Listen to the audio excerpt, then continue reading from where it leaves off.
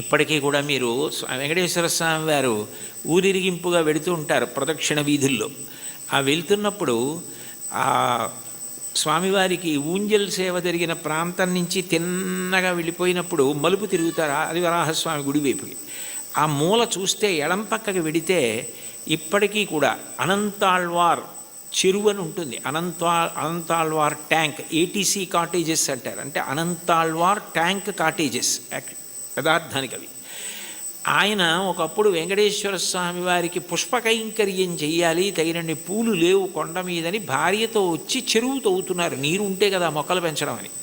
ఆ చెరువు తవ్వుతుంటే భార్య గర్భిణి, ఆమె నెల నెలకి నిండు గర్భిణి అయి పాపం ఈయన తవ్వుతుంటే ఆ మట్టి అట్టుకుని పట్టుకెళ్ళి దూరంగా పోసి మళ్ళీ తట్ట తెస్తుంటే చూడలేక వెంకటేశ్వర స్వామి ఓ 12 ఏళ్ల పిల్లాడి రూపంలో వచ్చి, అమ్మ నేను పట్టుకెడతానులేండి మట్టి తట్ట మీరు నించోండని గబగబా పట్టుకెళ్ళి మట్టి పోసేసి మళ్ళీ ఖాళీ తట్ట అట్టుకొచ్చేస్తున్నారు. ఏమిటి నిండు గర్భిణి, నేను మట్టి తవ్వే లోపల తట్ట పట్టుకెళ్ళి ఎక్కడో మట్టి పోసేసి మళ్ళీ మట్టి తట్ట పట్టుకొచ్చేస్తోంది అని ఆయన ఆశ్చర్యపోయి తలెత్తి భార్యని అడిగారు, ఇంత తొందరగా ఎలా తీసుకెడుతున్నావు అన్నారు.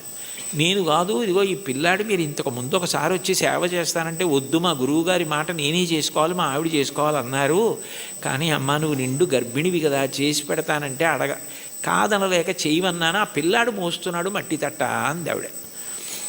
అమ్మ ధూర్తుడా, వద్దురా, ఇది మా గురువుగారు చెప్పారు, నేను మా ఆవిడ చేయవలసిన సేవ అంటే ఇప్పుడు మళ్ళీ మా ఆవిడ్ని పట్టుకుని జాగ్రత్తగా నువ్వు మోహేస్తున్నావా మట్టి